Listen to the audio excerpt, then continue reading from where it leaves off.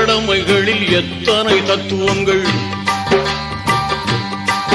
இல்லல்லாஹு வஹ்தஹு லா ஷரீக லஹு வ நஷ்ஹது அன்ன முஹம்மதன் அப்துஹு வ ரசூலுஹு அம்மா பஅத். அஊது பில்லாஹி மினஷ் ஷைத்தானிர் ரஜீம். பிஸ்மில்லாஹிர் ரஹ்மானிர் ரஹீம்.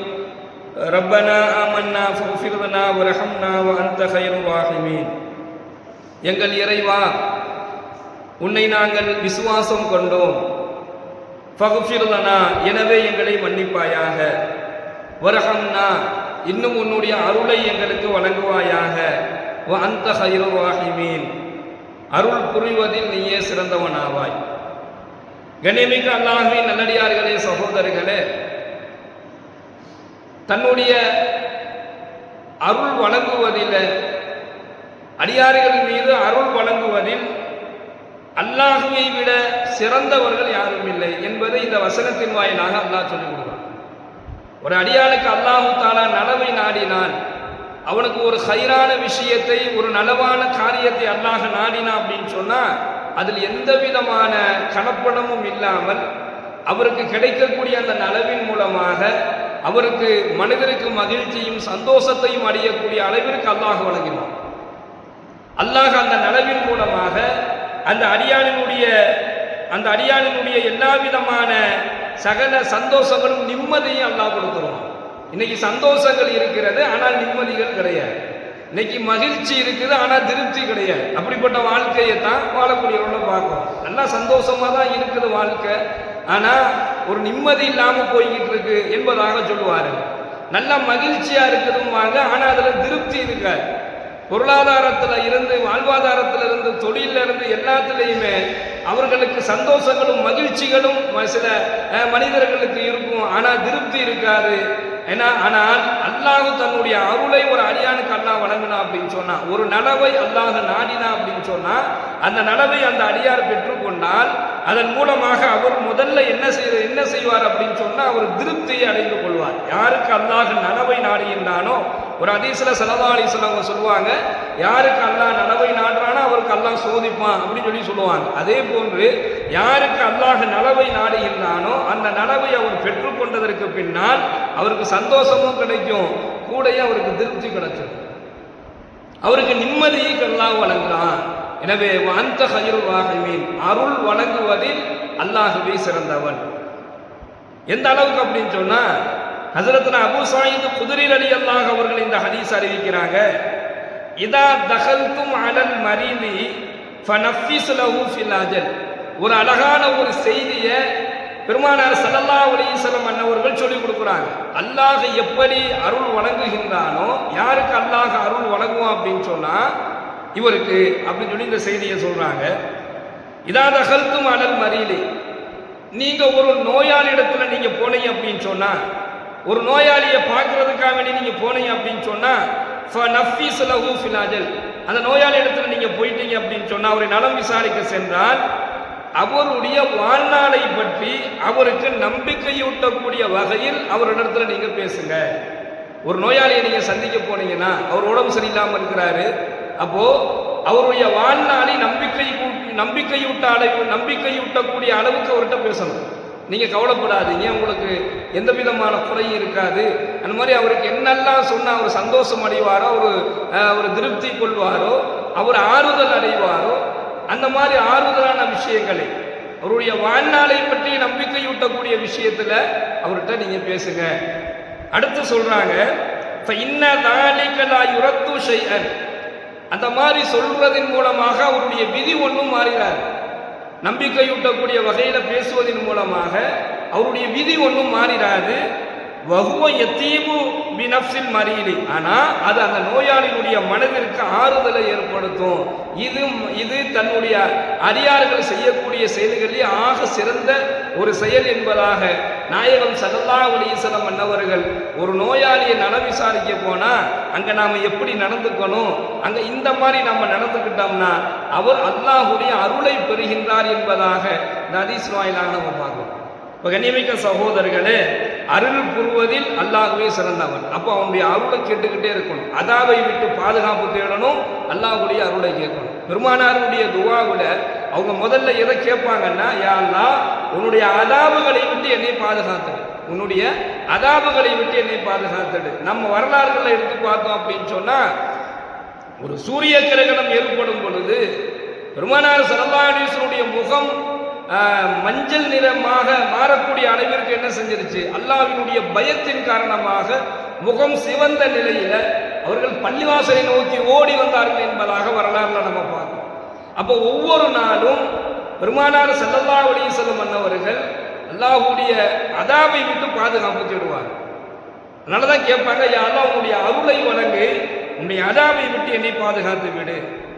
இன்னும் அடுத்து அந்த அருளை அல்லாஹ்விடத்திலிருந்து பெறணும் அப்படின்னு சொன்னா, இங்க வாழக்கூடிய சக மனிதர்களிடத்துல நாம அருளோடு நடந்து கொள்ளணும், நாம கண்ணியத்தோடு நடந்து கொள்ளணும். எந்த அளவுக்கு அப்படின்னு சொன்னா, பெருமானார் ஸல்லல்லாஹு அலைஹி வஸல்லம் பழக்கம் இப்படி இருந்துச்சு. 3 நாட்களில் ஒரு நோயாளியை நாயகம் ஸல்லல்லாஹு அலைஹி வஸல்லம் சந்திப்பாங்க. யாராவது நோயினால் பாதிக்கப்பட்டாங்க அப்படின்னு சொன்னா 3 நாளைக்கு பிறகு பெருமானார் அந்த நோயாளியை சந்திச்சிருவாங்க. அப்ப இது பெருமானாருடைய வழிமுறை. இது என்ன காரணம் அப்படின்னு சொன்னா, இந்த செயல் அல்லாஹ்விடத்துல அருளை பெற்று தரும். இப்போ ஒரு நோயினால பாதிக்கப்பட்டிருக்கிறார், சொந்தக்காரரோ அல்லது உறவோ அல்லது பக்கத்து வீட்டுக்காரோ தெரிந்தவரோ நண்பரோ பாதிக்கப்பட்டிருக்கிறார். இந்த இன்னைக்கு போவோம் நாளைக்கு போவோம் நாளைக்கு போவோம் என்பதாக நாட்களை தள்ளி போடக்கூடியவர்களாக நாம் இருக்கிறோம். ஆனால் பெருமானாருடைய வழிமுறைனா அப்படின்னு சொன்னா, ஒருவர் நோயினால் பாதிக்கப்பட்டுட்டாருன்னா அந்த நோயாளியை 3 நாட்களுக்குள் போய் சந்திச்சிருவாங்க. அது மட்டுமல்லாமல் அந்த நோயாளியை சந்திச்சுட்டு உடனே வந்துட மாட்டாங்க. நோயாளிகிட்ட அவருடைய மனதிற்கு ஆறுதல் தரக்கூடிய செய்திகளை பேசுவது மட்டுமல்லாமல் அவரிடத்துல அவர் விரும்பக்கூடிய உணவை கேட்பாங்க. உங்களுக்கு என்ன உணவு உங்களுக்கு பிடிக்கும், உங்களுக்கு என்ன வேணும், உங்களுக்கு நான் என்ன தரட்டும், உங்களுக்கு என்ன நீங்க விரும்புறீங்க என்பதாக விரும்பக்கூடிய உணவுப் பொருளை கேட்பாங்க. அப்படி ஒரு மனிதரை சந்திக்க போகும் பொழுது அவர் கேட்டாரு, தோல் நீக்கப்பட்ட கோதுமை வேணும் என்பதாக பெருமானார் ஸல்லல்லாஹு அலைஹி வஸல்லம் அவர் கேட்டாரு. உடனே யாரிடத்துல தோல் நீக்கப்பட்ட கோதுமை இருக்குதோ அதை கொண்டு வந்து கொடுங்க என்பதாக அந்த நோயாளிக்கு கொடுத்து ஆறுதலை வழங்கினார்கள் என்பதாக சொல்லப்படுது. அப்போ நோயாளிகளை கண்ணியப்படுத்துவது இருக்குது, அது அல்லாஹ்வுடைய அருளை பெற்றுத்தரக்கூடிய ஒரு செயல் என்பதை நம்ம பார்ப்போம். அப்போ இன்றைய நிலையை நாம் பார்க்கும் பொழுது அல்லாஹ் பாதுகாக்க வேண்டும். நோயினால் பாதிக்கப்பட்டவர்கள் குடும்பங்களில் இருந்தாங்க அப்படின்னு சொன்னா, அவர்களுடைய பேச்சுகளை மதிக்காதது அல்லது அவர்களை சாபமிடுவது, அவர்கள் மீது கோபத்தை காட்டுவது, அவங்கள நம்ம திட்டுவது, அவர்களுக்கு பணிவிடை செய்வதை அருவருப்பாக நினைப்பது, இதெல்லாம் அல்லாஹ்வினுடைய கோபத்தை ஏற்படுத்தும். யார் நோயாளியை பெற்றுக்கொண்டாரோ அந்த நோயாளியை கண்ணியமாக நடத்துவதன் மூலமாக அல்லாஹ் அவருக்கு தன்னுடைய அருளை வழங்குகின்றான். அன்னை ஆயிஷா ரலியல்லாஹு அன்ஹா அவர்கள் ஒரு ஹதீஸ் அறிவிக்கிறாங்க, என் இல்லத்திற்கு பெருமானார் ஸல்லல்லாஹு அலைஹி வஸல்லம் அவர்கள் வந்தார்கள். வரும்பொழுது என்னுடைய உறவினர்களில் ஒருவர் உயிர் பிரியக்கூடிய அந்த கடைசி தருவாயில ரொம்ப சிரமப்பட்டுக்கிட்டு இருந்தாரு. இப்போ பெருமானார் ஸல்லல்லாஹு அலைஹி வஸல்லம் அவர்கள் என்னையும் பார்த்தாங்க, சிரமப்படக்கூடிய அவரையும் பார்த்தாங்க. அப்ப என்னைய பார்த்து சொன்னாங்க, நீ கவலைப்படாத ஆயிஷாவே, இறை நம்பிக்கையாளர்களுக்கு அவர் அடையும் நன்மையில் இதுவும் ஒன்று என்பதாக நாயகம் ஸல்லல்லாஹு அலைஹி வஸல்லம் சொன்னாங்க. நன்மை கிடைப்பதற்காக வேண்டிய இந்த சிரமங்கள் இறை நம்பிக்கையாளர்களுக்கு கொடுக்கப்படும் என்பதாக சொன்னாங்க. அப்போ அல்லாஹ்வினுடைய அருள்ல இதுவும் அடங்கியிருக்கு.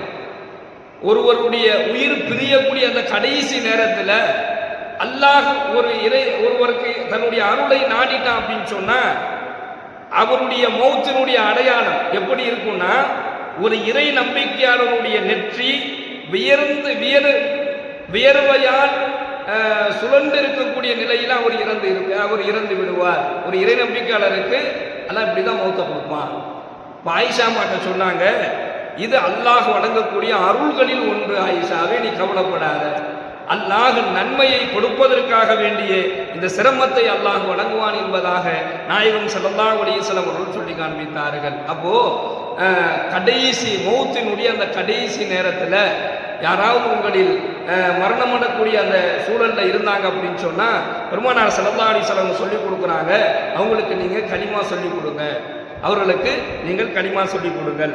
அது மட்டும் அல்லாமல் உயிர் பிரியக்கூடிய அந்த கடைசி நேரத்தில் யார் அல்லாஹ்வுடைய அருளை விரும்புகின்றாரோ, மௌத்தினுடைய அந்த கடைசி நேரத்தில் இறை நம்பிக்கையாளருடைய அடையாளமாக நெற்றி உயர்ந்த நிலையில் யார் மரணமடைய வேண்டும் என்பதாக விரும்புகிறாரோ, அவர் வாழக்கூடிய காலகட்டத்தில் அவர் எல்லோரிடத்திலும் கண்ணியமாகவும் எல்லோரிடத்திலும் பெருந்தன்மையாகவும் அவர் நடந்து கொண்டால் அல்லாஹ் அந்த வாய்ப்பு அவருக்கு வழங்குவான்.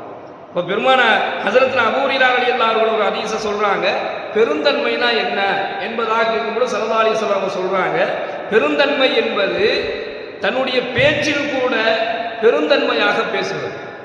அதே போன்று அதற்கு ஒரு சுருக்கமான ஒரு கருத்தை சொல்றாங்க, விற்றுவிட்ட ஒரு பொருளை ஒருவர் திருப்பி கொண்டு வந்து கொடுக்குறாரு, வாங்கிட்டு போயிட்டாரு, அந்த பொருளை திருப்பி கொண்டு வந்து கொடுக்குறாரு, அவர் மேல எந்த விதமான கோபமும் கொள்ளாமல் அந்த பொருளை வாங்கிக்கிறார். உடனே அதை பெருந்தன்மையாக, விற்ற பொருளை வாங்கிக் கொள்வது பெருந்தன்மையாகும் என்பதாக நாயகம் ஸல்லல்லாஹு அலைஹி வஸல்லம் சொன்னார். யார் இந்த உலகத்துல வாழும்போது மனைவி இடத்துல, பிள்ளைகளிடத்துல, பெற்றோர்களிடத்துல, தன்னுடைய உறவுகளிடத்துல, நண்பர்களிடத்துல, மக்களிடத்துல பெருந்தன்மையாக நடக்கிறாரோ, பெருந்தன்மையாக பேசுகிறாரோ, பெருந்தன்மையாக விட்டு கொடுக்கிறாரோ, அவரை நாளை மறுமையினால் அல்லாஹ் உயர்த்தி விடுவான். அவர்தான் இறை நம்பிக்கையாளர், அல்லாஹுடைய அருளை பெறக்கூடியவர் என்பதாக இந்த ஹதீஸின் வாயிலாக நாம் தெரிந்து கொள்ள முடிகிறது. எல்லாம் வல்ல இறைவன் அந்த கைருல் ராஹிமீன், அவன் வணங்கக்கூடிய அருளை நாம் அனைவருக்கும் அல்லாஹ் வழங்கி அருள் புரிவானாக. வாயு தஅவானா அல்ஹம்துலில்லாஹி ரப்பில் ஆலமீன்.